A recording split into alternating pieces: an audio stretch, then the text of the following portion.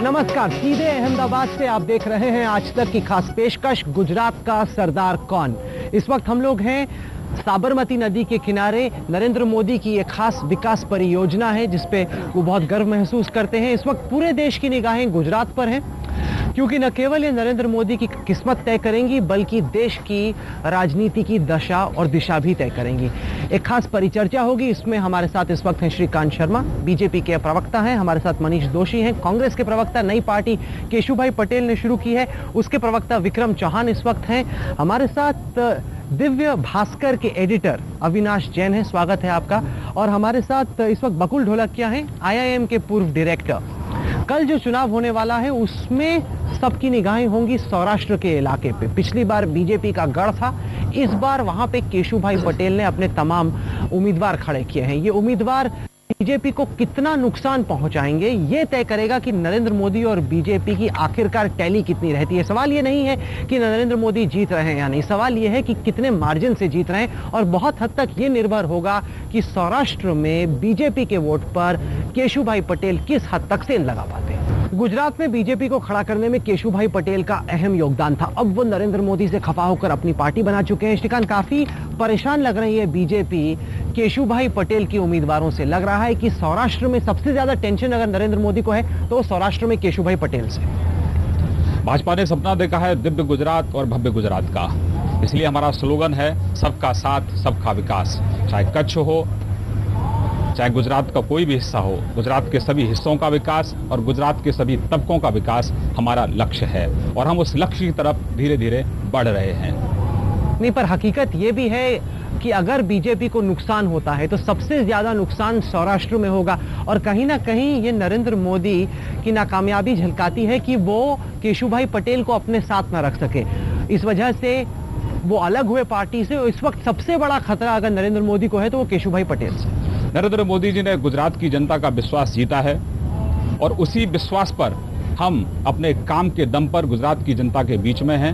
हमने गुजरात को एक नई पहचान दी है, गुजरातियों को सम्मान दिया है और आज गुजरात में ही नहीं, हिंदुस्तान के अलग अलग हिस्सों में ही नहीं, आज दुनिया भर में गुजरात के मुख्यमंत्री श्री नरेंद्र भाई मोदी की लोग प्रशंसा कर रहे हैं। मैं बीच में रोकना चाहता हूं कि एक तरफ केंद्र सरकार की आर्थिक नीतियों की आलोचना हो रही है, वहीं दूसरी तरफ नरेंद्र भाई के विकास की प्रशंसा हो रही है। ये गुजरात का गौरव है। विक्रम जी, एक तरफ केशुभाई पटेल ने उम्मीदवार तो खड़े कर दिए, आपको लगता है ये वोट ही काटेंगे या आपको जमीन पर लग रहा है कुछ सीटें भी जीपीपी जीतेगी? इन्होंने बताया कि विकास हुआ है और सबको साथ में लेकर नरेंद्र भाई चल रहे हैं। अगर सबको साथ में लेकर चलते होते तो केशुभाई को इतने साल के बाद ये निर्णय क्यों लेना पड़ता? नहीं केवल केशुभाई को, लेकिन उनके साथ आज जो MLA है, MP है, उनको भी वो पूछते नहीं है कि कौन हो तुम। आज वो भाषण करने जाते हैं चुनाव में तो उनका जो उम्मीदवार है उनके सामने भी नहीं देखते। सबको साथ में चलने की बात तो बाजू पर रही, सबको पूरे करने की बात की है उन्होंने और वो कर रहे विकास की बात। यहाँ विकास हुआ है, सही में हुआ है, दिल्ली में भी बात होती है, लेकिन 5 उद्योगपति का हुआ है, गुजरात का विकास नहीं हुआ है।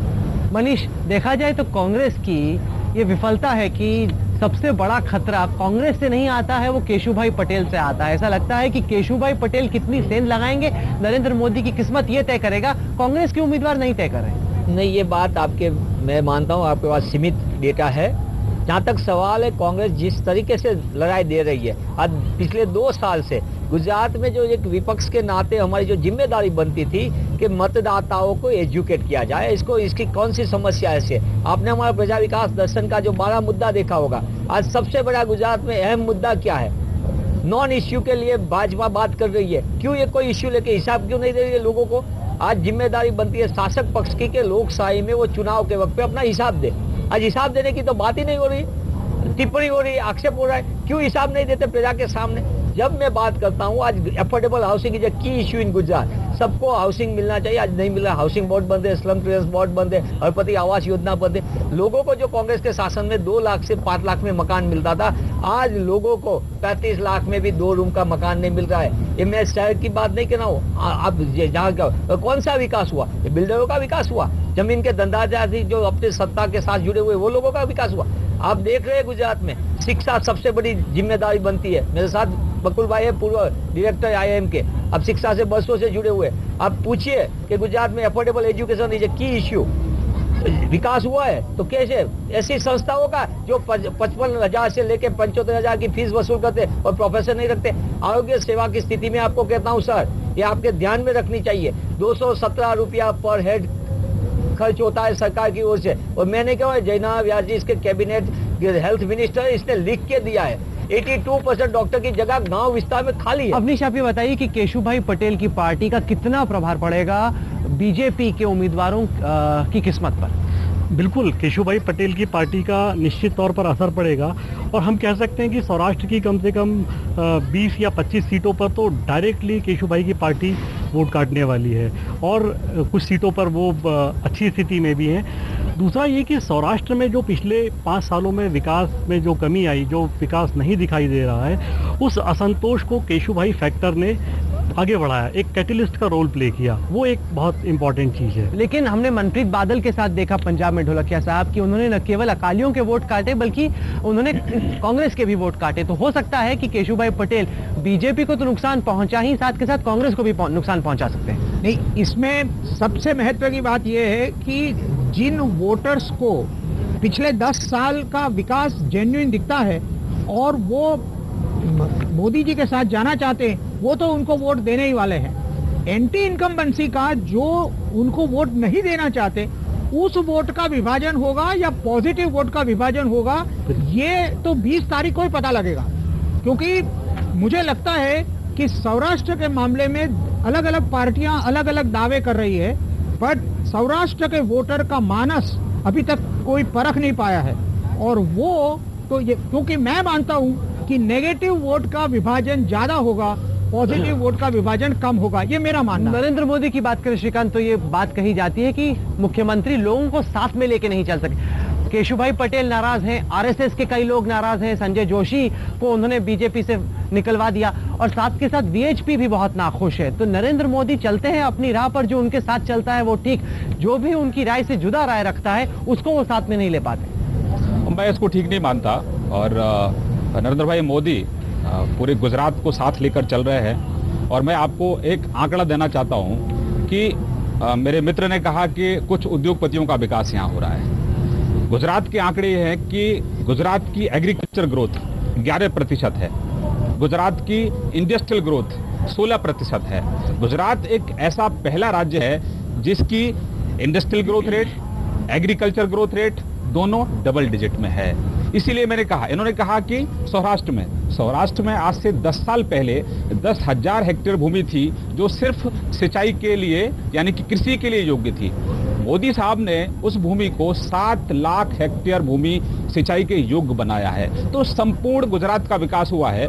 और ये जो लोग भ्रम फैलाने की कोशिश कर रहे हैं, कुछ लोग कांग्रेस के लोग यहाँ सिर्फ इलेक्शन टूरिज्म के लिए आ रहे हैं, इन्होंने बहुत अच्छी बात कही कि लोकशाही में जवाबदेही तय होनी चाहिए।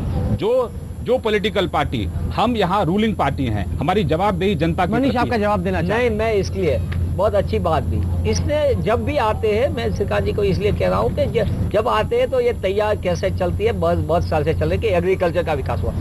मैं मानता हूँ, अब खुद गुजरात सरकार का आर्थिक सर्वे जो हर साल रिपोर्ट देना पड़ता है विधानसभा में, वो रिपोर्ट में लिखा है 2008-9 में और 2009-10 में कृषि उत्पादन में 12.06% की कमी आई है। ये सत्तावार रिकॉर्ड है, वो विधानसभा में दिया हुआ गुजरात सरकार का रिपोर्ट है, मैं नहीं कहता हूँ। जहां तक सवाल है सौराष्ट्र का, कल चुनाव है, आपको मैं बताऊं विकास हुआ, विकास 65,000 उद्योग small and medium scale industry Gujarat में बंद हुई है। गुजरात की पहचान, जिसमें सौराष्ट्र की पहचान पूरे देश में थी गुजरात की वजह से, वो उद्योग था सिरेमिक का उद्योग। भाई साहब, सिरेमिक उद्योग हमारा मोरबी और थान में था, राजकोट का ऑयल इंजन था, जामनगर का ब्रासपाट उद्योग था, सुरेंद्रनगर का फार्मास्यूटिकल एंड टेक्सटाइल मशीनरी का उद्योग। आज वो सभी उद्योग मृत्युपाय स्थिति में है, और गुजरात में नहीं। और गुजरात में जहां तक सवाल है विकास हुआ है, किसका होगा?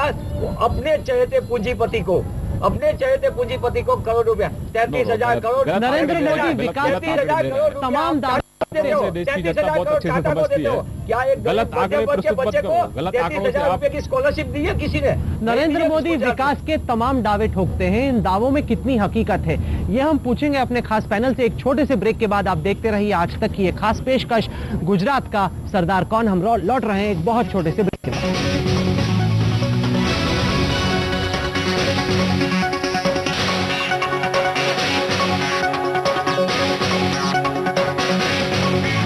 साबरमती नदी के किनारे से आप देख रहे हैं आज तक की खास पेशकश गुजरात का सरदार कौन। नरेंद्र मोदी विकास के तमाम दावे ठोकते हैं, लेकिन उनके विरोधी कहते हैं विकास तो केवल उद्योगपतियों का हो रहा है, गरीबों का नहीं। बकुल ढोलकिया साहब, हकीकत क्या है? हकीकत उससे विपरीत है, क्योंकि प्लानिंग कमीशन के आंकड़ों के हिसाब से, जो केंद्र सरकार की एजेंसी है, उनके आंकड़ों के हिसाब से गरीबी के रिडक्शन में गुजरात का विकास देश में सबसे बेहतर हुआ है। गुजरात में गरीबी का प्रोपोर्शन पिछले 5 साल में देश के और किसी भी राज्य से ज्यादा कम हुआ है। इसका मतलब है कि जो गुजरात का विकास हुआ है वो इंक्लूसिव है, जिससे गरीबों को ज्यादा फायदा हुआ है। अभी जो नियो मिडिल क्लास की बात हो रही है वो क्यों हो रही है? क्योंकि 9% गुजरात की गरीबी में घटौती हुई है। 6 करोड़ का 9% 54 लाख होता है। 54 लाख लोग गरीबी रेखा से ऊपर आए हैं पिछले 5 साल में। अब देखना चैलेंज ये है कि वो गरीबी रेखा से नीचे वापस न चले जाए, और इसके लिए उनके ऊपर फोकस करने की मनीष जी, अगर गुजरात की तुलना की जाती है बाकी राज्यों से, कांग्रेस शासित राज्यों से, तो लगता है कि आंकड़े यहाँ पर बाकी राज्यों से बेहतर हैं। नरेंद्र मोदी का काम आपके मुख्यमंत्रियों से तो लगता है कि काफी बेहतर ही हुआ है जमीन पर।